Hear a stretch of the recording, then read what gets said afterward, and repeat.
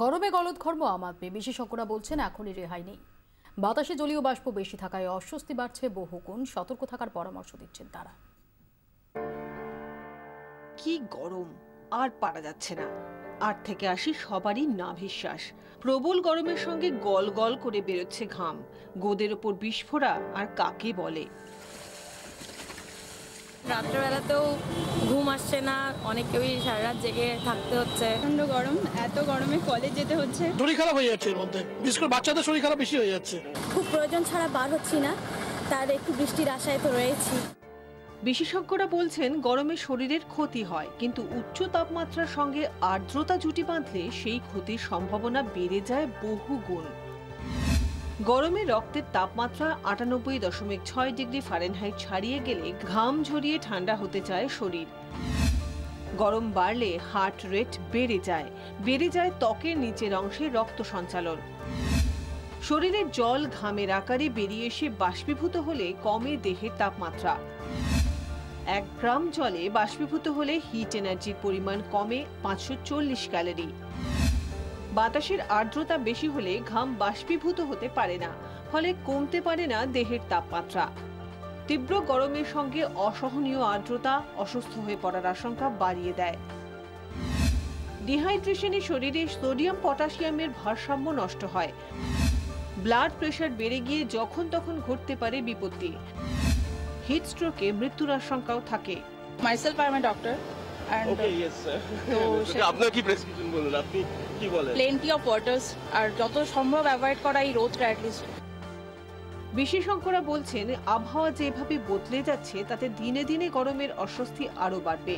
গরম আর্দ্রতা মিলিয়ে অসহ্য অবস্থা থেকে রাতারাতি রেহাই মিলছে না বলে হাওয়া অফিসেরও পূর্বাভাস। তবে রাজ্যের কয়েকটি জেলার কিছু অংশে এদিন খানিকক্ষণের জন্য বৃষ্টি হয়।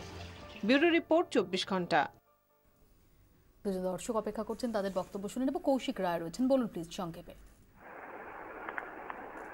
কৌশিক বাবু আছেন? হ্যাঁ বলছি। বলুন প্লিজ। আচ্ছা বলছি আমাদের ছেলেরা তো বাচ্চা তো এখন, তা ওই ছেলেদের এখন ওই সঠিকের পরে আজকে মেসেজ পেয়েছি।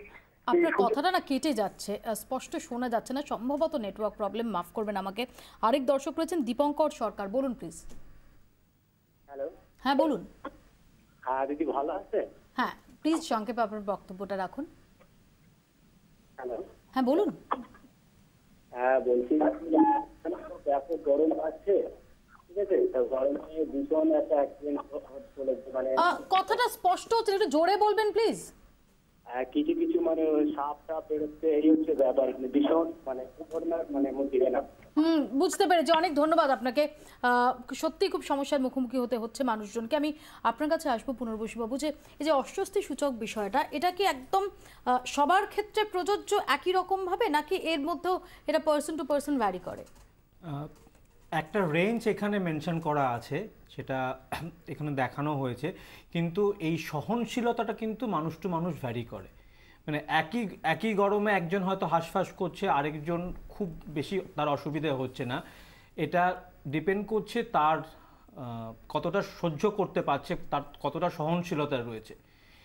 এবং ধরুন এই গরমের মধ্যেও তো অনেকে কাজ করছে, তারা হয়তো রাস্তাতে কাজ করছে, মাঠে কাজ করছে, তারা কিন্তু এই গরমটাকে মানিয়ে নিয়েছে। সুতরাং তাদের ক্ষেত্রে এই অস্বস্তি সূচক তাদেরকে সেভাবে অ্যাফেক্ট করছে না। কিন্তু আমরা যারা ইনডোর এনভায়রনমেন্টে বেশি মানে অভ্যস্ত, তাদের ক্ষেত্রে একটু বাইরে গেলেই আমরা হাঁসফাঁস করছি, যেহেতু আমাদের ক্ষেত্রে এক্সপোজারটা কম। সেক্ষেত্রে মানে মানিয়ে নেওয়ার ক্ষমতাটা, এটা একটা কারণ কার ক্ষেত্রে কতটা কষ্ট হতে পারে। আমি আসবো আপনার কাছে, আমি একটুখানি ডক্টর দেবনাথের কাছে আসবো। তাহলে এই অস্বস্তি সূচকটা থেকে যেটা আমরা প্রথম থেকেই আলোচনা করছি, যে অস্বস্তি সূচকটাই হচ্ছে আসল ভিলেন, এটা থেকে পরিত্রাণের কোনো উপায় আছে কোনোভাবে?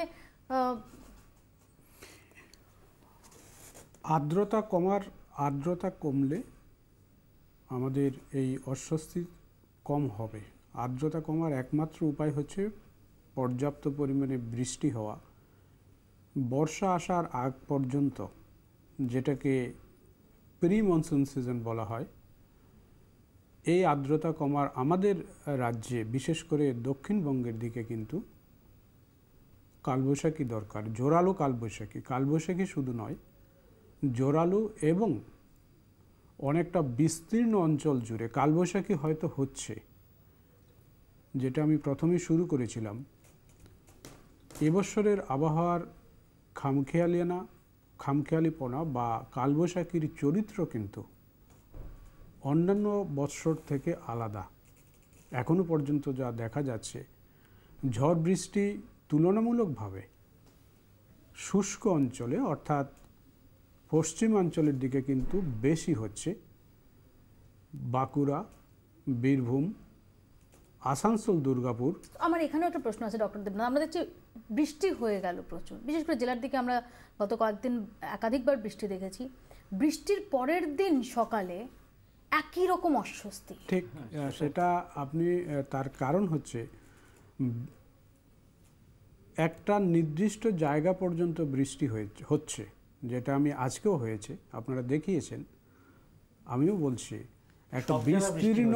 একটা বিস্তীর্ণ অঞ্চলে যদি বৃষ্টি না হয়, সেই বৃষ্টি হয়ে যাওয়ার পর্যন্ত এবছরের যেটা বৈশিষ্ট্য, কালবৈশাখীগুলো বাঁকুড়া, বর্ধমান পর্যন্ত এসে আমাদের কলকাতার দিকে কিন্তু খুব কম দিন এসেছে। বিকেলের দিক থেকে কেন এই অস্বস্তি থাকছে, তুলনামূলকভাবে রাতের দিকে অস্বস্তি বেশি হচ্ছে, কারণ বিকেলের দিক থেকে সাধারণত এই সময় যেগুলো আমাদের আবহাওয়া বিজ্ঞানে ডায়নাল ভেরিয়েশন বলে কথা আছে, বিকালের দিক থেকে কিন্তু হাওয়ার গতি বা দিক পরিবর্তন হয়, সমুদ্র থেকে জলীয় বাষ্প আসতে থাকে, সুতরাং মেঘ জমতে থাকে রাতের দিকটায়, সকালের দিকে জলীয় বাষ্পের পরিমাণ বেশি হয়। ডক্টর দেবনাথ, আরো দুজন দর্শক টেলিফোন লাইনে অপেক্ষা করছেন। চন্দন দে রয়েছেন, বলুন প্লিজ। নমস্কার ম্যাডাম। বলুন। হ্যাঁ, আমার আপনাদের কাছে এক প্রশ্ন, যে আমরা আর কতদিন অসুস্থতার থেকে আমরা বাঁচতে পারছি, কবে আমরা রেহাই?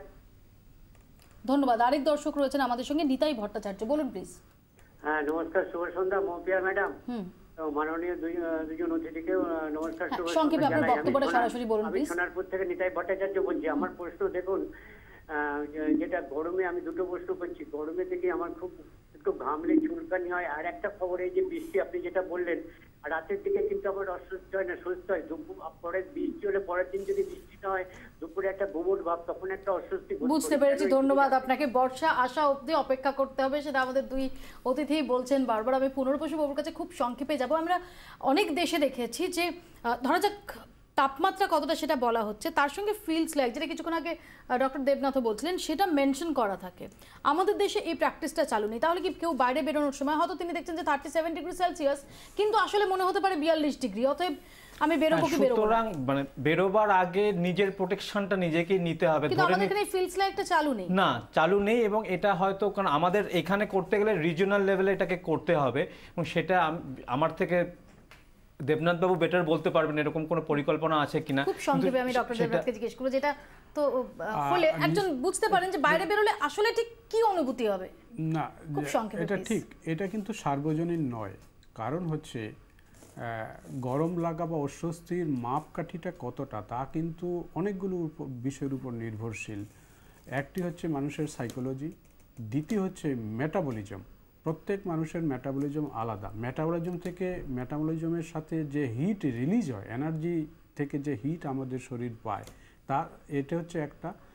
তারপর হচ্ছে সহনশীলতা। সুতরাং এটা ইউনিভার্সাল হিসাবে করা যাবে না। অনেক ধন্যবাদ ডক্টর দেবনাথ, অনেক ধন্যবাদ পুনর্বসু বাবু আপনাকে। অর্থাৎ বৃষ্টি আসা অবধি আমাদের অপেক্ষা করতে হবে, কিন্তু একই সঙ্গে আমাদের ভাবতে হবে যে আমরা ঠিকই যে আমরা যে অঞ্চলে বাস করি সেখানের যে আবহাওয়া, তার সঙ্গে তো আমাদের মানিয়ে চলতেই হবে, কিন্তু আমরা কিছুটা হলেও যদি গাছ আরও বেশি বৃক্ষরোপণ করি, তাহলে অন্তত কিছুটা হলেও স্বাভাবিক পরিবেশ, স্বাভাবিক আবহাওয়ার পথে আমরা আমাদের অবদানটুকু রাখতে পারবো, এটুকু হয়তো হলফ করে বলা যায়। আপাতত এখানেই শেষ করছি, সঙ্গে থাকুন 24 ঘন্টা।